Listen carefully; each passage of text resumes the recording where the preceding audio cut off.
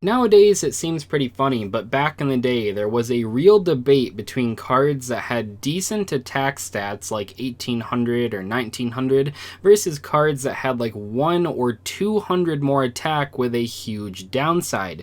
The people that were designing cards back in the day, you know, they maybe didn't really know how much people were willing to give up to play a 2000 attack level 4 monster, and in many cases they sort of over nerfed these cards in a way that, yes, they have higher attack points, but the downside is simply not worth it. Remember, balancing cards isn't only about not making cards overpowered, it's also about not making cards underpowered, and honestly, many of the cards in today's video were just not cards that people realistically wanted to play, even back in old school Yu-Gi-Oh! In today's video, we're going to cover a whole bunch of level 4 or lower monster cards that have really high attack points, and talk about whether or not their restrictions made sense in the context of old school Yu-Gi-Oh! If you guys enjoyed today's video, make sure to subscribe for more episodes of weird Yu-Gi-Oh! Card effects, and if you missed an episode, don't worry, I have a playlist on my channel where you can go see all the previous installments, so make sure to go check that out after watching today's discussion. I can't possibly cover every single high attack level 4 or lower monster in this one video,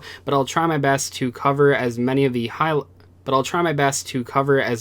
highlights as possible. I want to start off with Metal Raiders. This is a set that had cards like 7 Colored Fish, a level 4 1800 attack vanilla monster, so these effect monsters are being compared even in their own set against a card like that. The first card that I want to talk about is the Bistro Butcher, a level 4 monster that's dark and fiend that has 1800 attack points and 1000 defense. What is the drawback on this card? Well, it says when this card inflicts battle damage to your opponent's life points, your opponent draws 2 cards from their deck. There are only a few differences in the stats of these 2 cards, ignoring the effect.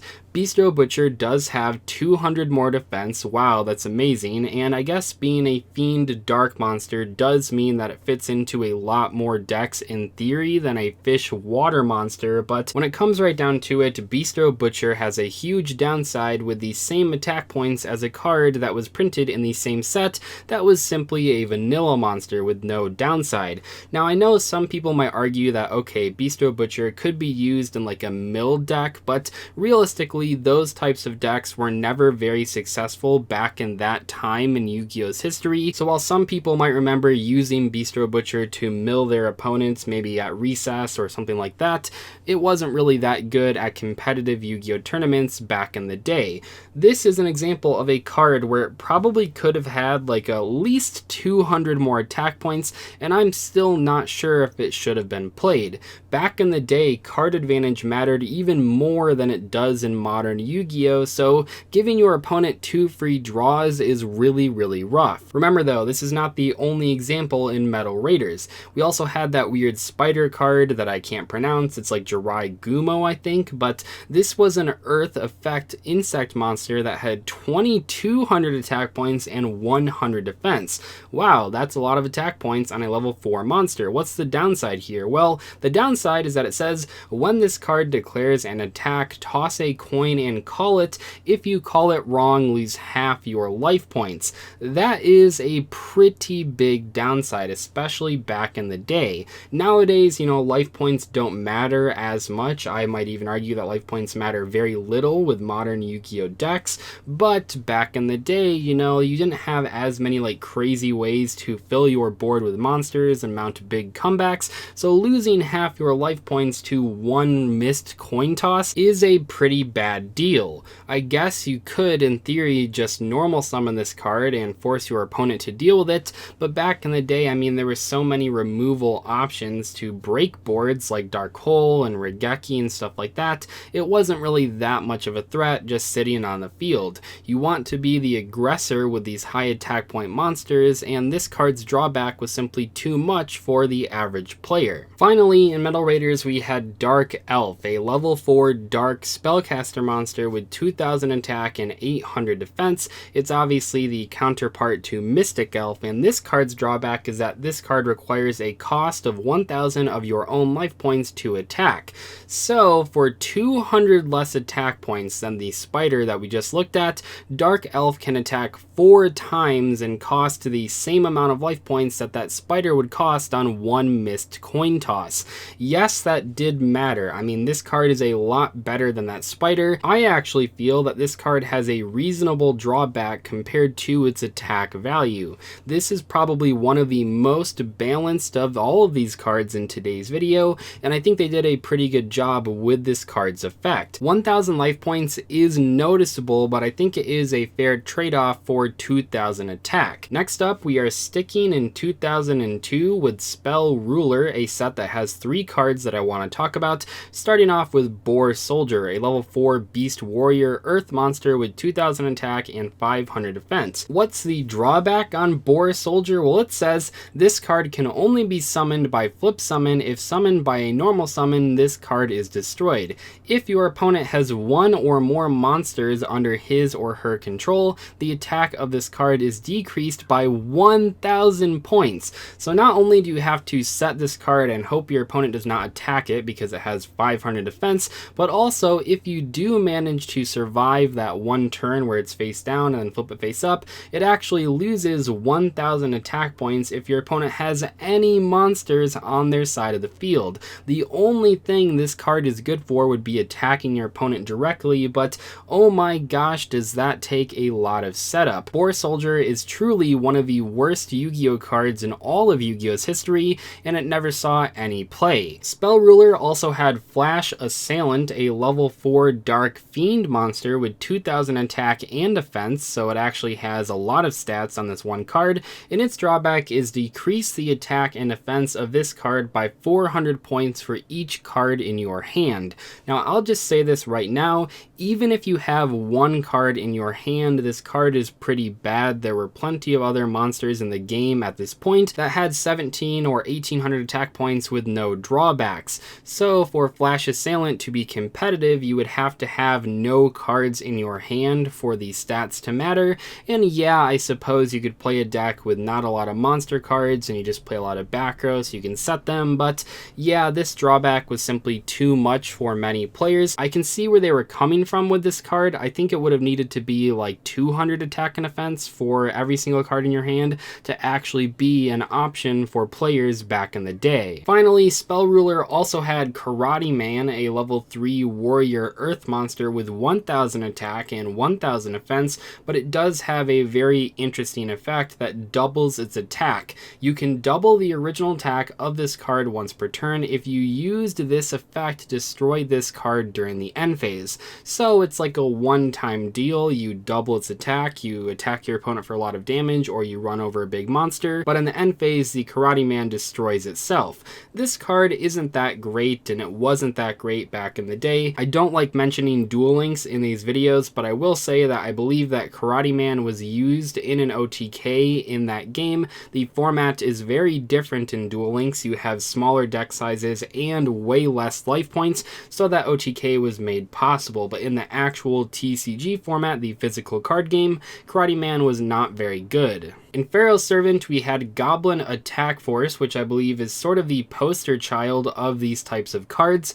Goblin Attack Force is, of course, a level 4 warrior earth monster with 2300 attack points and 0 defense. So this thing has the most amount of attack points on any of the cards that we've looked at, and its drawback says if this card attacks, it is changed to defense position at the end of the battle phase, and its battle position cannot be changed until the end phase of your next turn, so it's sitting there for quite a while. At this point in Yu-Gi-Oh's history, we're about a year away from Skill Drain, which came out at the end of 2003, but even without Skill Drain, Goblin Attack Force is one of the better monsters of this type of card. It has the most amount of attack points. The drawback is not super bad. It's kind of like Karate Man in that it's like a one-shot deal, but it does have the potential to stick around. That's not going to happen too often, but with like Battle traps. I mean, maybe it sticks around for a couple turns, who really knows, but this card is pretty decent in old school Yu-Gi-Oh, and especially when we eventually got skill drain, it was a force to be reckoned with and beat down decks. And finally, at the end of 2002, in the McDonald's pack, we have Goddess of Whim.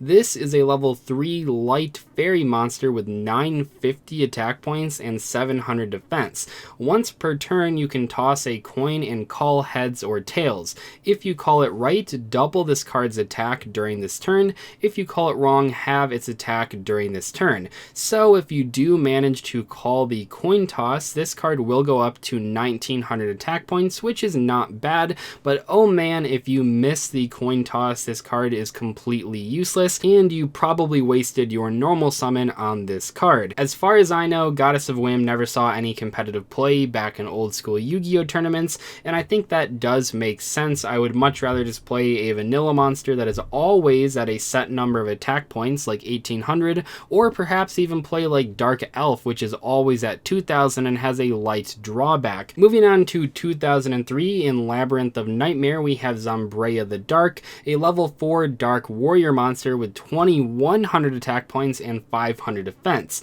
This card does have 2 drawbacks, but I think overall this is one of the more well-balanced cards in today's video. First, this card cannot attack your opponent directly, so you can't just normal summon it and hit them for 2100 damage.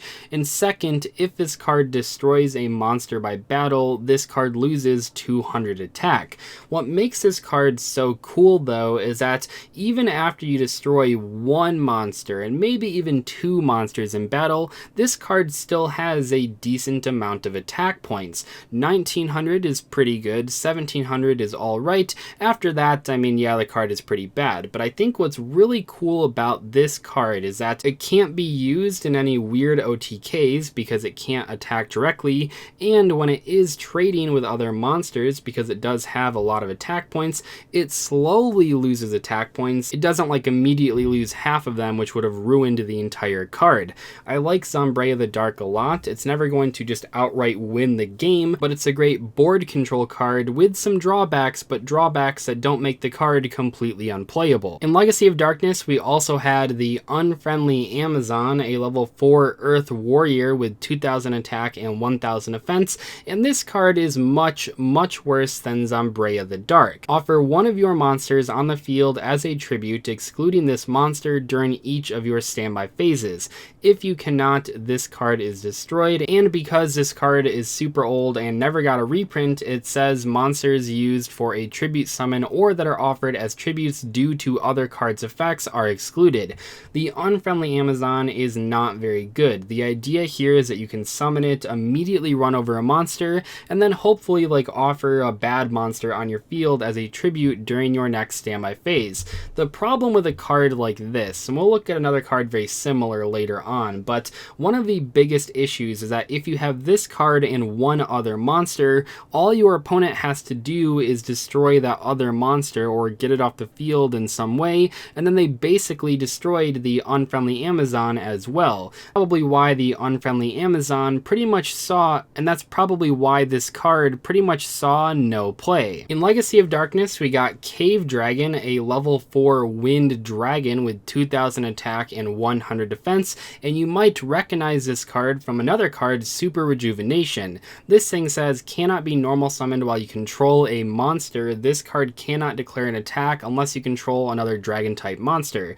So the idea here is that you normal summon this card while you have nothing else, and then eventually, hopefully in that same turn, you summon another dragon monster so that it can actually attack. Cave Dragon isn't the worst card that I've ever seen, but I mean, there's just no reason to really play it. It is kind of awkward to work with. I mean, you can't really draw it if you already have a board at all. Even if you have just one monster, Cave Dragon will just sit in your hand. So for that reason, the card did not see a lot of play. Then in 2004, we get Berserk Gorilla, one of my favorite cards in today's video, and by the way, one of the best draft picks in Battle Pack 2 and 3 if you happen to play those formats. Berserk Gorilla is a level 4 Earth Beast monster with 2000 attack and 1000 defense, and it has a very unique set of drawbacks. First, if this card is in face-up defense position, destroy this card. card, and second, this card must attack if able. What I really like about this card is that sometimes it might seem like it has no drawbacks at all. If you're just trying to summon big monsters and attack over your opponent's cards, Berserk Gorilla is a really great card to do that, but it can be played around. Your opponent could summon a big monster and the Berserk Gorilla that you have will have to crash into it, or you'll have to change it to defense mode to blow it up, and you can also force your opponent to like run into mere forces if they have a Berserk Gorilla because they have to attack with it. This is a very cool card, a very well balanced card that saw tons of competitive play. This is how you make a high attack level 4 monster with a drawback without making it so unplayable that no one wants to try it out. Also released in 2004 was Rare Metal Dragon in the Yu-Gi-Oh! Movie pack from the very first movie. This card has great stats. It's a Dragon Dark level 4 monster, so you get lots of support there, and it has 2400 attack points and 1200 defense. However, it cannot be normal summoned or set, and that is just too much to ask. I know you can bring this card out with tons of stuff like Call of the Haunted or Monster Reborn or Premature Burial, but in all of those situations you could have just brought out a bigger monster like a tribute monster, and that would have been much better. In Cybernetic Revolution we got Goblin Elite Attack Force, and this is in 2005, and keep in mind here that with Cybernetic Revolution we got Cyber Dragon, which really does outclass like the vast majority of these cards. What's the point of running a normal summonable high attack monster with a drawback when you can just run a special summonable level 5 monster with 2100 attack points and literally no drawback? But anyway, Goblin Elite Attack Force is a level 4 Earth Fiend monster with 2200 attack and 1500 defense. This card has the same restriction as the original Goblin Attack Force, but now it has a lot more defense and 100 less attack. This card is alright, I suppose, but once again, remember, this thing was released alongside Cyber Dragon, so yeah, it was kind of overshadowed. Also in 2005, we had Panther Warrior, a level 4 Earth Beast Warrior type monster with 2000 attack and 1600 defense, and it says this card cannot declare an attack unless you tribute one monster. I know a lot of people love this card, so I'm not going to make fun of it too much, but basically it's a better Unfriendly Amazon, but the Unfriendly Amazon was terrible, so yeah, this card is not that great. It's a cool card, it's an iconic card to a lot of players because it was featured in the anime by Joey Wheeler, but in terms of actual competitive play, yeah, not very good. And finally, from 2006, we have Chainsaw Insect, the last card I'll mention in today's video. Chainsaw Insect is really the end of an era. I didn't cover all of the cards in today's video. I didn't cover all the Goblin attack forces and stuff like that, but this really is like one of the final big attack level 4 monsters with a drawback that they released in the Yu-Gi-Oh! TCG. This is a level 4 Earth Insect monster with 2400 attack points and 0 defense. At the end of the damage step, if this card attacked or was attacked, your opponent draws one card. Boy, have we come a long way since the Bistro Butcher, which had 600 less attack and gave your opponent one more card. Yes, the activation condition for these two cards is a little bit different, but overall Chainsaw Insect is a lot better than not only Bistro Butcher, but also many of the cards in today's video.